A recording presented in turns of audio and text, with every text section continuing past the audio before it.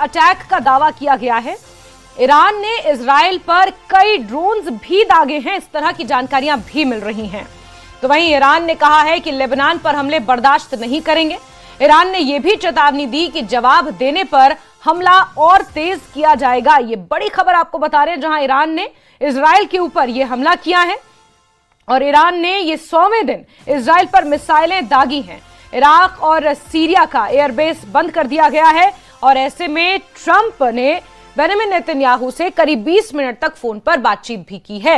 Iran का यह कहना है कि लेबनान पर हमले किसी भी सूरत में बर्दाश्त नहीं किए जाएंगे और जिस तरह से पश्चिम एशिया में हालात हैं वो तेजी से बिगड़ते हुए अब नजर आ रहे हैं।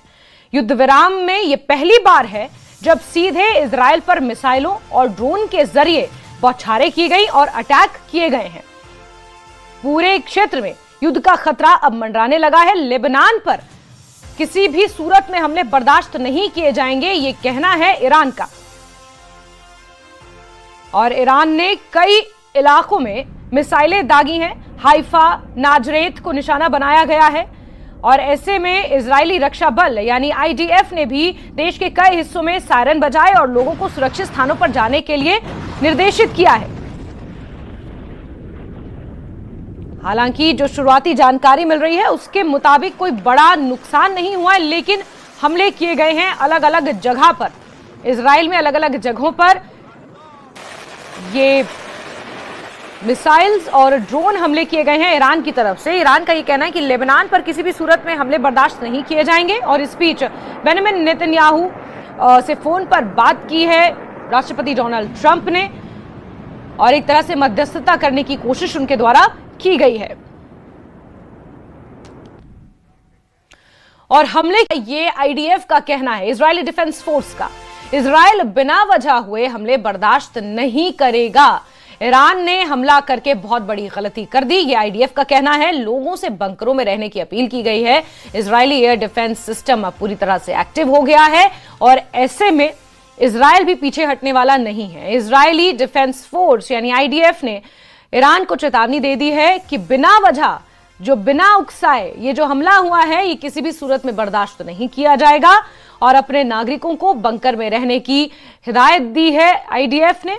ऐसे में हमले के बाद ईरान को इजरायली सेना ने यह चेतावनी दी है।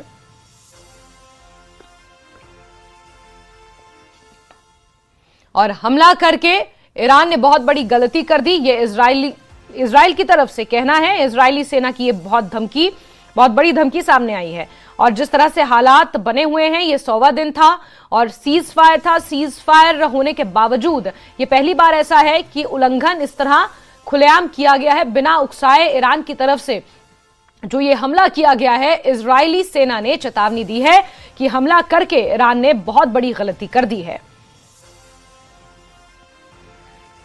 वहीं ट्रंप ने बेंजामिन नेतन्याहू से फोन पर करीबन 20 मिनट तक बातचीत की। ट्रंप ने कहा कि उम्मीद है कि इजराइल हमले का जवाब नहीं देगा। ट्रंप ने कहा कि नेतन्याहू को ईरान से कोई भी डील माननी होगी। ट्रंप ने कहा कि फैसला मैं करता हूं, नेतन्याहू नहीं करते। और ट्रंप ने यह भी दावा किया कि ईरान के साथ फाइनल डील बेहद करीब है। ट्रंप ने चेतावनी भी दी कि अगर बातचीत फेल हुई तो स्पेशल फोर्स में भेजूंगा और ऐसे में राष्ट्रपति डोनाल्ड ट्रंप मध्यस्थता करने में जुटे हुए हैं। ट्रंप ने बेंजामिन नेतन्याहू से 20 मिनट करीबन फोन पर बातचीत की और उसके बाद यह संदेश दिया कि फैसला नेतन्याहू नहीं करते, फैसला मैं करता हूं और डील आखिरी चरण में है और अगर कुछ भी गड़बड़ हुई लास्ट मोमेंट पर तो फिर स्पेशल फोर्सेस वो भेजेंगे, ऐसा राष्ट्रपति डोनाल्ड ट्रंप का कहना है।